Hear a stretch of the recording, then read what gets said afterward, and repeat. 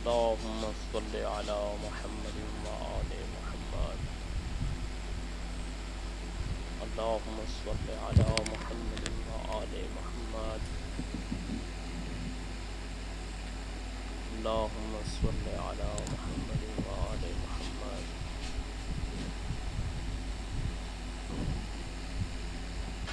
اللهم صل على محمد وآل محمد.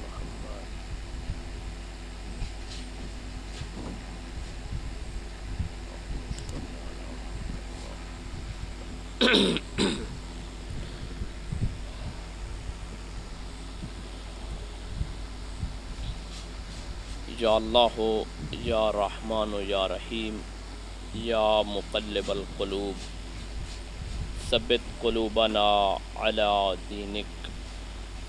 رب اشرح لی صدری ویسر لی عمری واحلل عقدۃ من لسانی یفقہوا قولی. اللہم عجل ظہور امام زماننا صاحب العصر والزمان وجعلنا من احوانہ وانصارہ. اللہم صل علی محمد وآل محمد. اپنے اپنے رزق میں وسعت کے لیے مل کے بآواز بلند صلوات پڑھو. اللہم صل علی محمد وآل محمد. اپنے اپنے گناہوں دی بخشش کے لیے اور بلندی مرحومین کی بلندی درجات کے لیے مل کے بآواز بلند صلوات تلاوت فرمائیں. اللہم صل علی محمد وآل محمد. ماشاء اللہ ماشاء اللہ لا حول ولا قوة الا باللہ العلی العظیم. اعوذ باللہ من الشیطان الرجیم. بسم اللہ الرحمن الرحیم. صلوات.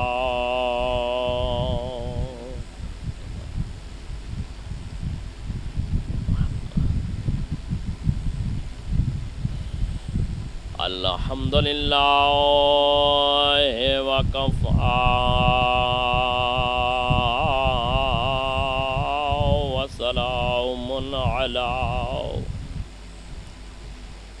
وسلام علی عبادہ الذین اصطفی. خصوصاً علی خاتم الانبیاء ابی القاسم محمد صلوات.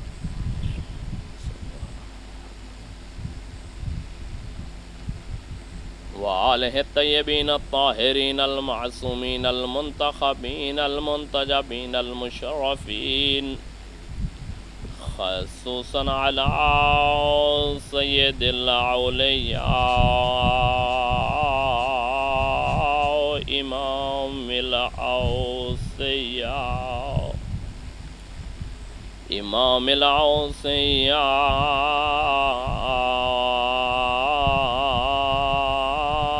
علی ابن ابی طالب امیر المؤمنین صلوات.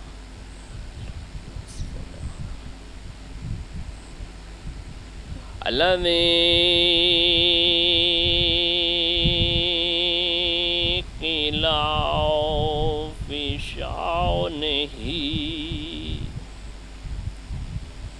فی شأنہ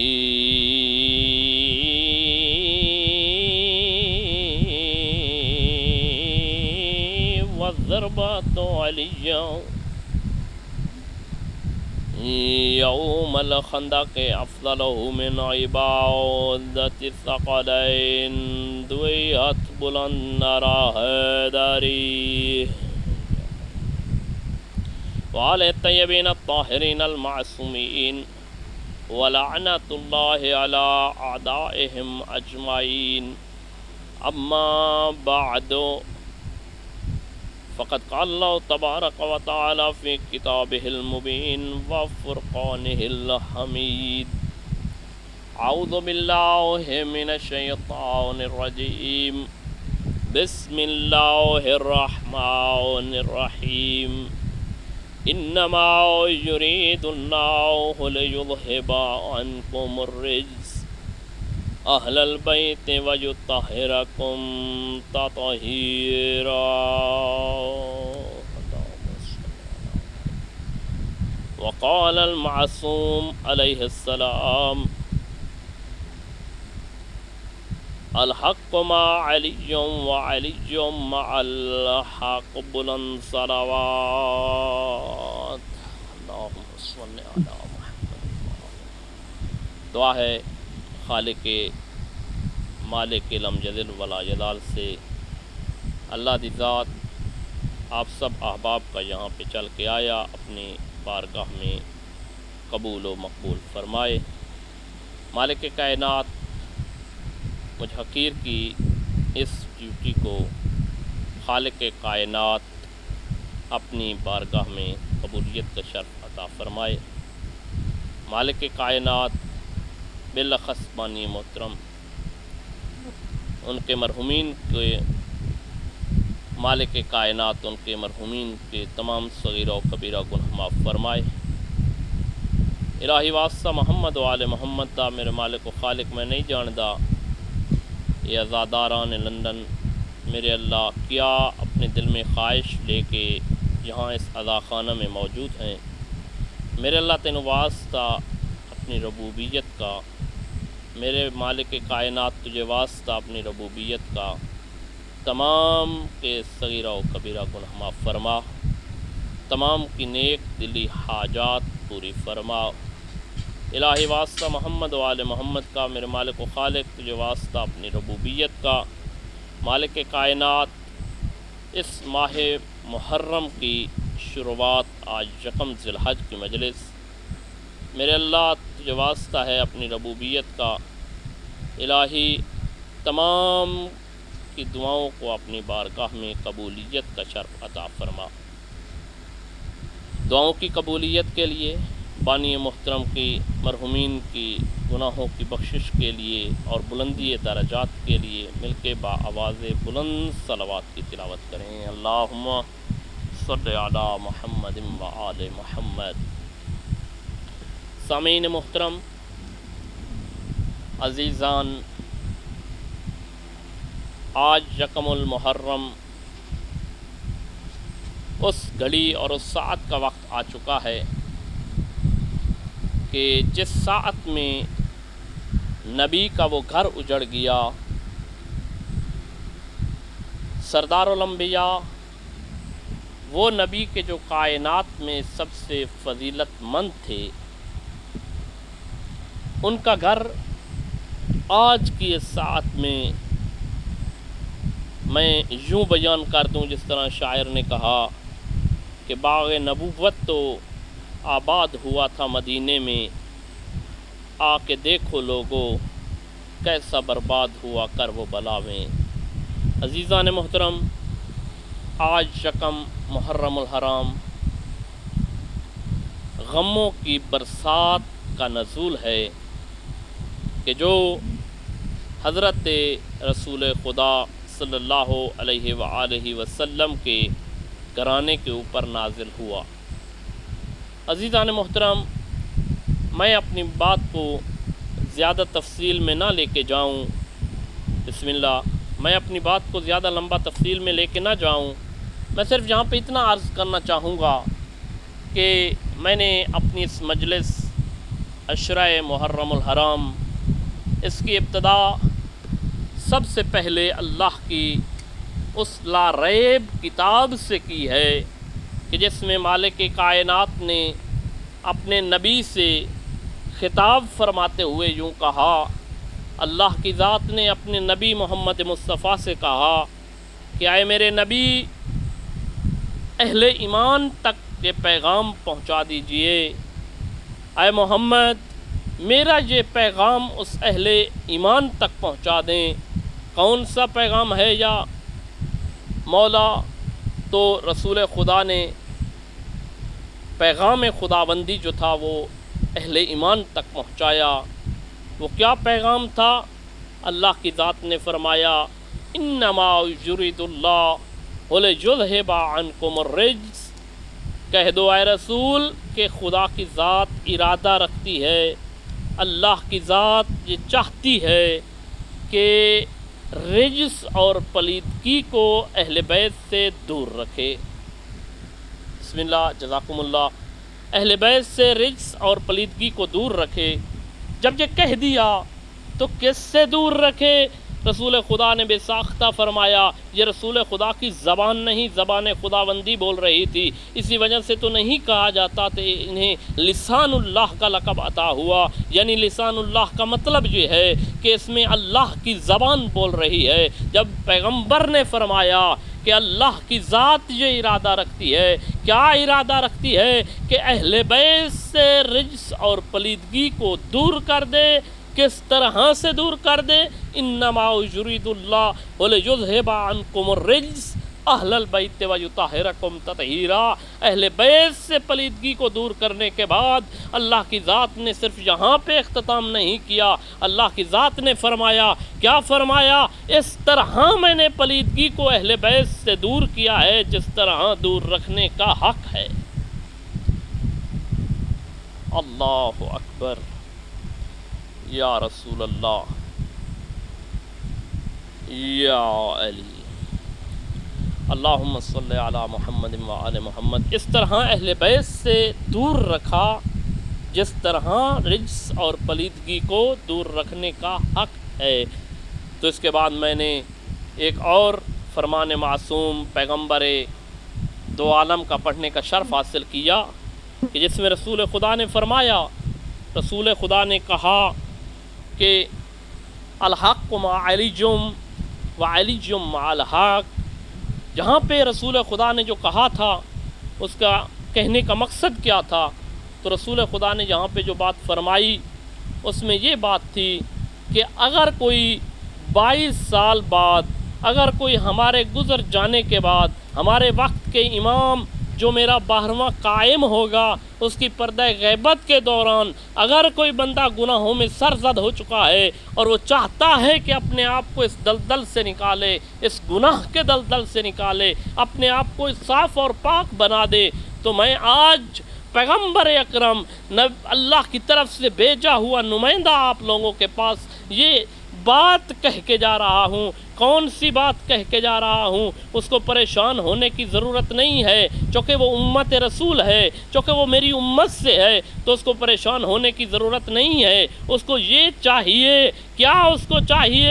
رسول خدا نے فرمایا گھبرانے کی ضرورت نہیں ہے۔ اگر وہ چاہتا ہے نا کہ وہ اپنے آپ کو گناہوں سے نکال لے تو اس کو چاہیے کہ وہ علی کے رستے کو اختیار کر لے۔ میں آج یہاں منبر کے تقدس کی قسم کھا کے جا رہا ہوں، مجھے خدا کی ذات نے جو نبوت عطا کی ہے میں اس نبوت کی قسم کھا کے جا رہا ہوں۔ کون سی قسم یا رسول اللہ؟ کہا جو چاہتا ہے کہ وہ حق اختیار کر لے تو اس کو چاہیے کہ وہ آئے میرے بھائی علی کا رستہ اختیار کر لے۔ علی حق کے ساتھ ہے، حق علی کے ساتھ۔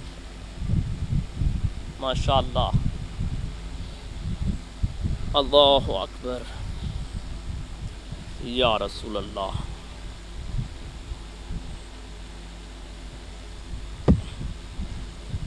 اللہم صلی علی محمد وآل محمد۔ اگر کوئی چاہتا ہے، اگر وہ چاہتا ہے کہ وہ حق اختیار کر لے، اگر وہ چاہتا ہے کہ وہ اپنے آپ کو اس دلدل سے نکال کے باہر لے آئے، اگر وہ چاہتا ہے کہ اپنے آپ کو اس گناہوں کی کیچڑ سے دور رکھے تو اسے چاہیے کہ وہ علی ابن ابی طالب کا رستہ اختیار کرے۔ جس طرف علی کہیں اس طرف اپنے آپ کو موڑتا چلا جائے، جس طرف علی منع کریں اس سے اپنے آپ کو بچاتا چلا جائے۔ اور سچ کیا کہا، मकसद ये कहा इमाम मासूम ने, मौला कायनात ने फरमाया, हाँ एक सहाबी तशरीफ़ लाया और उसने कहा, या अली, मैंने ये सुना है कि जो तेरा रास्ता इख्तियार करता जाएगा, जो तेरे बताए हुए रास्ते पे चलता जाएगा, या अली अगर कोई बंदा तेरे रास्ते पे चलता हुआ इस दुनिया से गुजर जाएगा, या अली मैंने ये सुना है रसूल ने मिंबर के तक़द्दुस की कसम खा के, अपनी नबुव्वत की कसम खा के उन्होंने ये बात 100 बार हाँ कही। क्या बात कही? ये बात कही कि जो इस तरह का अकीदा रखते हुए इस दुनिया से चला जाए, जन्नत क्या, जन्नत का मैं ज़ामिन नबी मुस्तफ़ा हूँ। हज़रत मौला मुत्तक़ियान ने फरमाया, जी जज़ाकुमुल्लाह, टाइम चौके इंतहाई कलील है, ज़रा मैं ज़हमत आप लोगों को दूंगा कि आप कोशिश करें, ज़रा इस समाअत को मद्देनज़र रखें। मैं ये चाहता हूँ कि मेरे इन अल्फाज़ात को अपने नूर क़ल्ब मुनव्वर के अंदर समा के जाएँ। यहाँ पे इन बातों को ज़ाया करके ना जाएँ। इस अज़ाख़ाना के अंदर लंदन के शुरफा अवाम से मैं इस वक्त ये इल्तमास करके कहता हूँ, अज़ीज़ान मोहतरम, मेरे हम मकतब साथियों, मैं आप लोगों से ये इल्तमास करके कह रहा हूँ, क्या कह रहा हूँ, इन अल्फाज़ात को अपने नूर क़ल्ब मुनव्वर में जगह दें और इनको सोचते हुए यहाँ से उठें। हाँ, अगर आप लोगों के अंदर कुछ तब्दीली आ जाए तो ये समझ लेना कि हम एक अच्छी महफिल से उठ के आ रहे हैं। हाँ, अगर जिस तरह आप तशरीफ़ लाए थे, अगर उसी तरीके से वापस चले जाएं तो समझें कि हमने आज की मजलिस से कुछ हासिल नहीं किया। तो अज़ीज़ान मोहतरम, तवज्जो रहे मेरी तरफ। अगर तुम चाहते हो कि बुराइयों के इस दलदल से को छोड़ दो, जैसा कि आप लोगों का माहौल है, आप चाहते हैं कि वहाँ पे हम किस तरीके से रहें, तो आए अज़ीज़ान मोहतरम, नहजुल बलागा को उठाते हैं, देखते हैं इमाम मुत्तक़ियान क्या फ़रमाते हैं। ऐसे जगहों पे रह के इमाम मुत्तक़ियान क्या फ़रमाते हैं देखते हैं हम। 25 साल इमाम अली अलैहिस्सलातु वस्सलाम ने खामोशी से गुजारे। तो अज़ीज़ान मोहतरम, हमें इमाम ने वो उस वक्त दर्स दिया कि अगर आप लोगों के पास कोई ऐसा वक्त आ जाए कि जिसमें आप लोगों के ऊपर ऐसी सख्ती तारी हो जाए कि आप अपने इस्लाम को ज़ाहिर ना कर सकें, तो सब्र के साथ चुप का दामन पकड़ते हुए अगर आप ज़िंदगी गुजार देंगे तो अज़ीज़ान मोहतरम, इसका अज्र वो खालिक के कायनात ज़रूर अता करेगा। इसी तरीके से तो नहीं कहा, फरमान मासूम है, अस्सब्र मिनल ईमान, ईमान का हिस्सा सब्र में से है, सब्र ईमान के हिस्से में से है। मौला मुत्तक़ियान ने जो सब्र किया, क्या मौला मुत्तक़ियान जो दर्र खैबर उखाड़ सकते थे, जिन्होंने हर ग़ज़वात को फ़ातह किया, जिनके बग़ैर कोई ऐसी जंग नहीं थी जो फतह हुई, अगर वो ऐसा इमाम अगर तलवार उठा लेता तो क्या करबला के मैदान, क्या इस मक्का के और जंग इस खिलाफत के दौर के अंदर क्या मौला मुत्तक़ियान को अपना हक़ न मिलता? ना अज़ीज़ान मोहतरम, हमें रिवायात में मिला। यहाँ पे मैं किताबों का ज़िक्र करना चाहता हूँ। रिवायात में मिला, असूल काफ़ी के अंदर, बिहारुल अनवार के अंदर, मन ला यहज़ुरुल फ़क़ीह के अंदर हमने देखा, वहाँ पे रावियों ने नकल किया कि मौला अली अलैहिस्सलातु वस्सलाम ने बारहा कहा फ़ातिमा ज़रा सब्र से काम लीजिए, ये बहुत ज़्यादा गम का पहाड़ हमारे ऊपर नाज़िल हुआ है, लेकिन मेरी आलिया इतना सब्र कीजिए, क्योंकि तेरे बाबा जब इस दुनिया से जाने लगे थे तो मुझसे कहा था, मेरा भाई अली, मेरे बाद तुम्हें सब्र के साथ गुजारा करना पड़ेगा। अगर तुमने तलवार उठा ली तो ये जो दीन मैं आज तक पहुंचा के जा रहा हूँ, ये दीन बचाना मुश्किल हो जाएगा। तो अज़ीज़ान मोहतरम, मैं अपने मौजू से ज़रा दूर न जाऊँ, तो आप अगर चाहते हैं कि अपने आप को राह रास्त पे ले आएँ तो आओ अली इब्न अबी तालिब का रास्ता इख्तियार करते जाएँ। मौला मुत्तक़ियान ने क्या फरमाया? हाँ मेरे भाई, मौला मुत्तक़ियान ये चाहते हैं कि मेरे मानने वाला जो मेरा अपने अंदर दिल में अपने अंदर मेरे नाम का प्रचार करता है, उसको चाहिए कि वो मेरे नाम के प्रचार के साथ साथ जो चीज़ें मैंने बताई हैं, जो मैंने फ़ुक़हात बताए हैं, जो अहकामात बताए हैं, हाँ अली का मानने वाला अगर रोज़े ना रखे तो वो अली का मानने वाला शुमार नहीं होगा। अगर वो फ़र्ज़ दीन के ऊपर अमल ना करे तो वो अली का मानने वाला शुमार नहीं होगा। मेरे ऊपर एक जगह एक भाई ने सवाल किया, उन्होंने कहा क्या मौलाना साहब ये ज़रूरी है کہ ہم روزے رکھیں اور فروع دین کو انجام دیں؟ کیا ہمارے لیے یہ کافی نہیں ہے کہ مولا متقیان کو ہم مان کے چلیں اور ہمیں جنت مل جائے؟ تو میں نے کہا نہیں عزیزان، یہ مشکل ہے۔ اگر تم چاہتے ہو کہ تم روزے نہ رکھو، اگر تم چاہتے ہو کہ تم حج نہ کرو، اگر تم چاہتے ہو کہ تم اپنی مال میں سے زکوٰۃ ادا نہ کرو، اگر تم چاہتے ہو اپنی دولت میں سے خمس ادا نہ کرو، اگر تم چاہتے ہو تولع اور تبرع نہ کرو، تو عزیزان دامن علی ابن ابی طالب چھوڑتے جاؤ، یہ سارے کام تمہیں معاف ہوتے چلے جائیں گے۔ جزاک اللہ، ماشاء اللہ، ماشاء اللہ، اللہ اکبر، یا رسول اللہ۔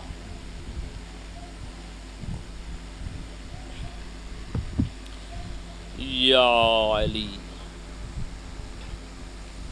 اللہم صلی علی محمد و آل محمد۔ عزیزان محترم، میں اپنے بیان کو مختصر کرنے کی کوشش کروں گا۔ میں یہ چاہتا ہوں کہ اگر کوئی بندہ چاہتا ہے کہ صحیح معنی میں علی ابن ابی طالب کا قول مانتا جائے، تو عزیزان مولا نے فرمایا کہ اگر کوئی بندہ یہ چاہتا ہے اور وہ چاہتا ہے کہ وہ روزے رکھتا ہے، وہ حج بھی کرتا ہے، وہ زکوٰۃ بھی دیتا ہے، وہ اپنے مال و دولت میں سے خمس سادات اور خمس امام وہ بھی عطا کرتا ہے، اور اس کے بعد وہ ہر نیک کاموں میں سب سے بڑھ چڑھ کر حصہ لیتا ہے، تو مولا متقیان نے فرمایا میں ضمانت دیتا ہوں قیامت کے دن جنت اس کی مقدر میں ہوگی۔ جزاکم اللہ، بسم اللہ۔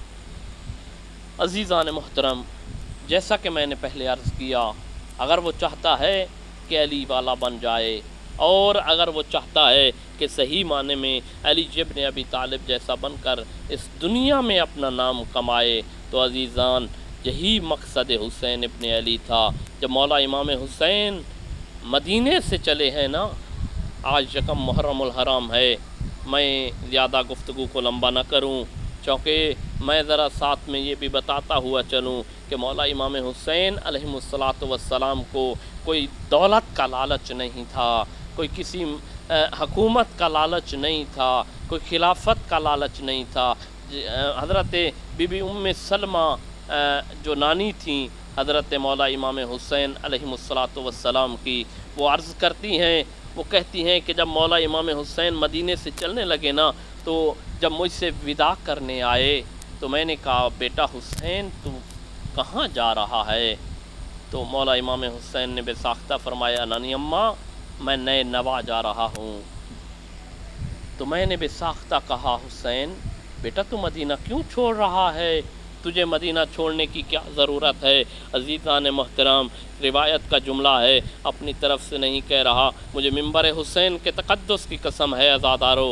عزیزان محترم، جب مولا امام حسین علیہ السلام نے یہ جملہ سنا نا، تو اس وقت یہی جملہ کہا نانی اماں رضم بقضائہ وتسلیما لامرہ۔ نانی اماں میں اپنی خاطر نہیں، میں مال و دولت کی خاطر نہیں، نانی اماں میں خدا کی رضا کے سامنے سر تسلیم خم کر کے میں اس سفر پہ جا رہا ہوں۔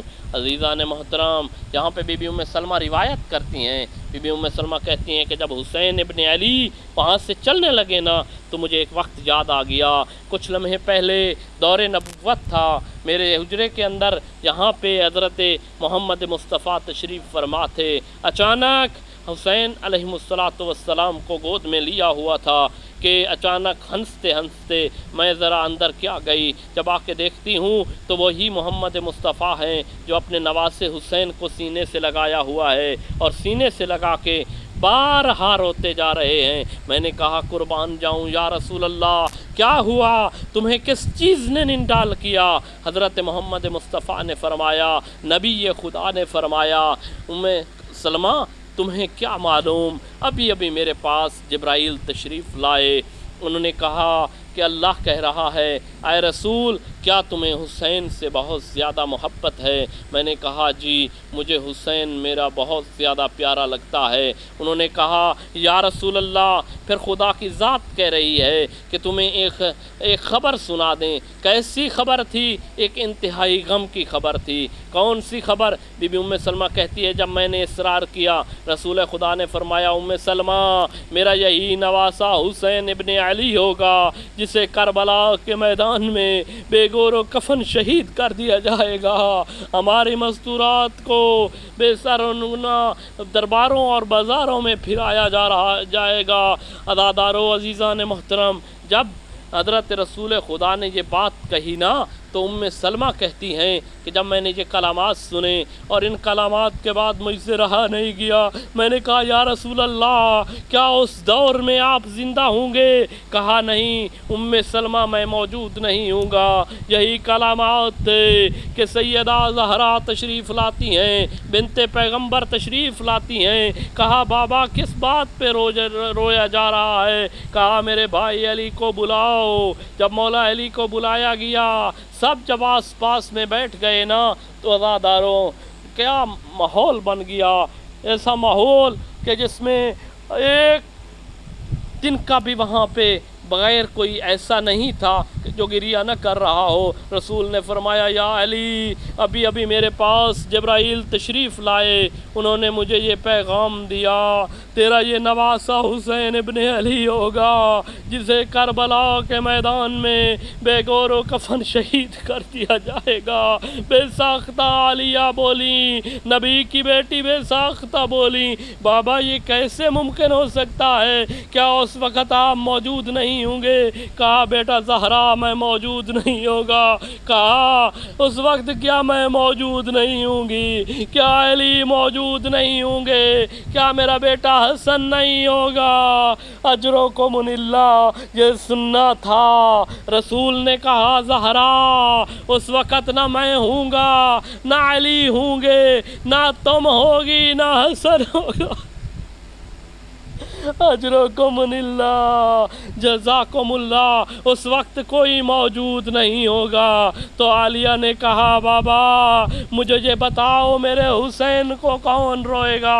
او عزاداران شیعہ مظلوم کربلا کے غم میں رونے والو، اللہ جانتا ہے آپ کا عجر یہاں پہ میں آپ کو بتانا چاہتا ہوں۔ جب نبی کی بیٹی نے سوال کیا کہ بابا مجھے بتاؤ میرے حسین کے غم میں کون روئے گا، اللہ جانتا ہے سنو گے عزادارو۔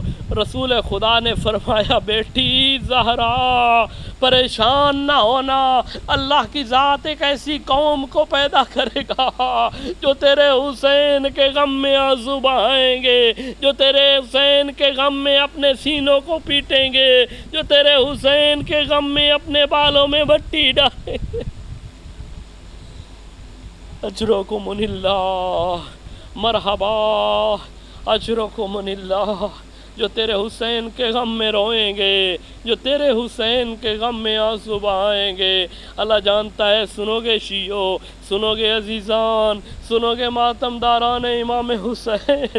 جب یہ بات سنی نا تو اس وقت عالیہ نے بے ساختہ کہا بیٹا حسین تو کربلا کے میدان میں شہید ہو جائے گا، تیرے اوپر رونے والے عزادار میں آج یہاں پہ وعدہ کرتی ہوں جب تک میں ان عزاداروں کو جنت کے اندر نہ پہنچا دوں گی میں زہرا جنت میں قدم نہیں رکھوں گی۔ اجرکم اللہ، مرحبا مرحبا، جی بسم اللہ، اجرکم اللہ، میں زہرا جنت کے اندر قدم نہیں رکھوں گی۔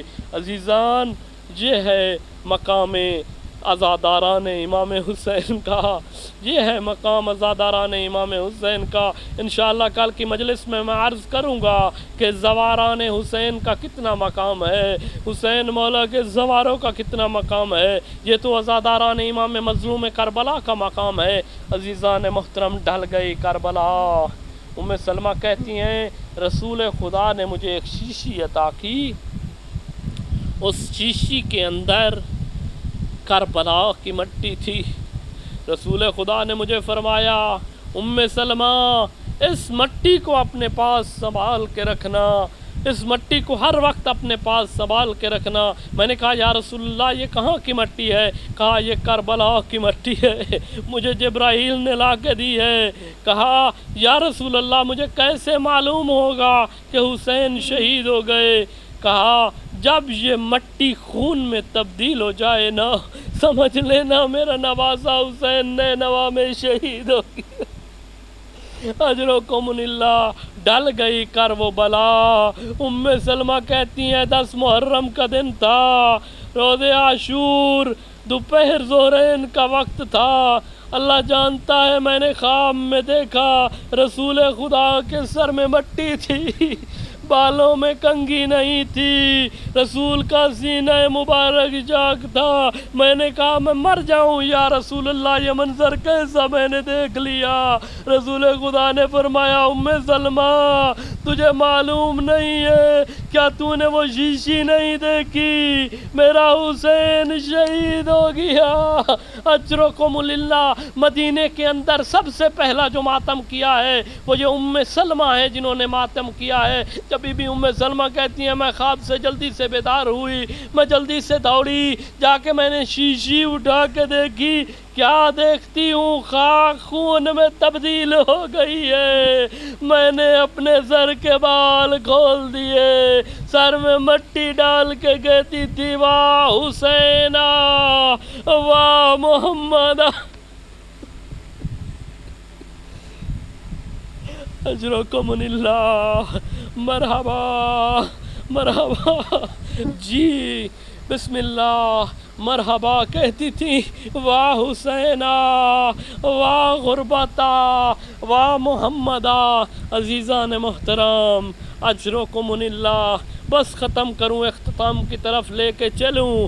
عزیزان محترم، سب سے پہلا جنازہ اس سادات کے اجڑنے کا، شیعہ کبھی ماتم نہیں کرتے، شیعہ کبھی ہزاروں درباروں میں ماتم نہ کرتے، شیعہ کبھی غم نہ مناتے، شیعہ کبھی نہ روتے۔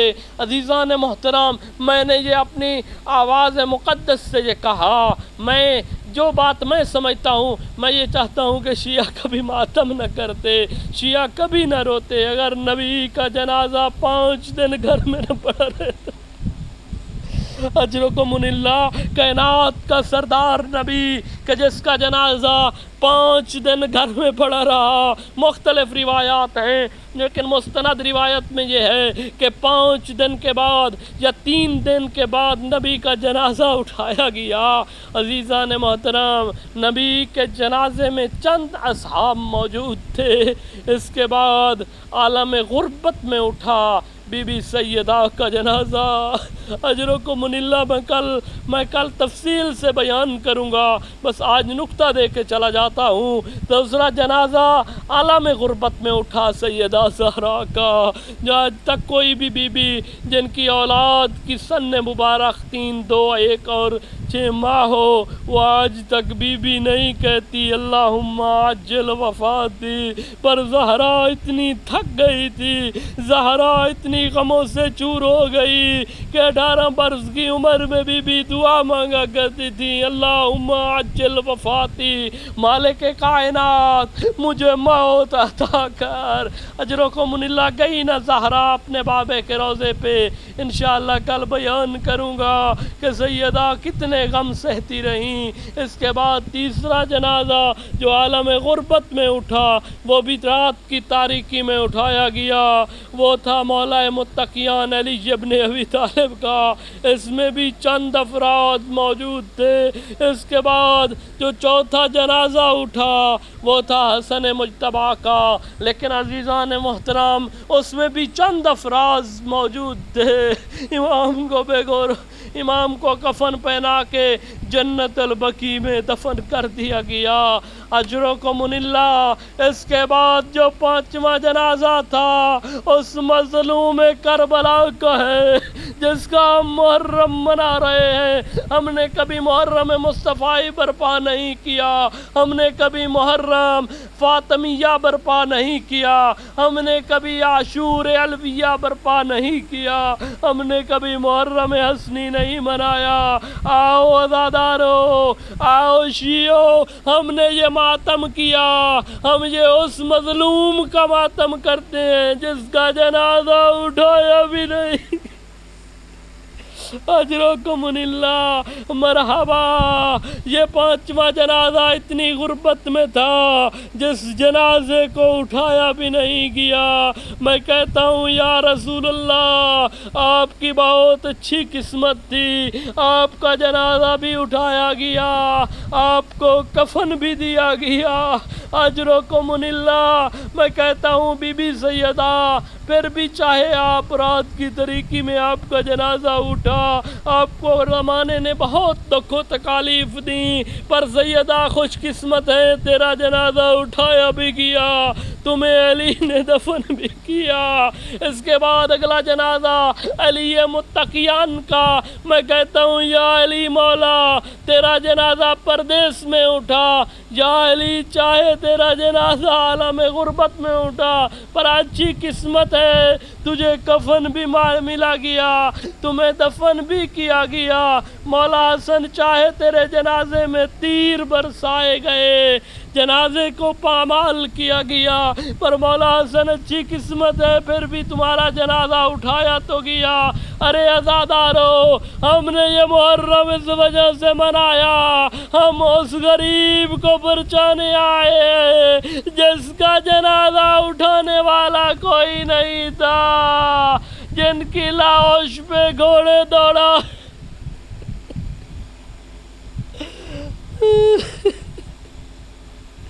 الا لعنت اللہ علی القوم الظالمین وسيعلم الذين ظلموا أي منقلب ينقلبون.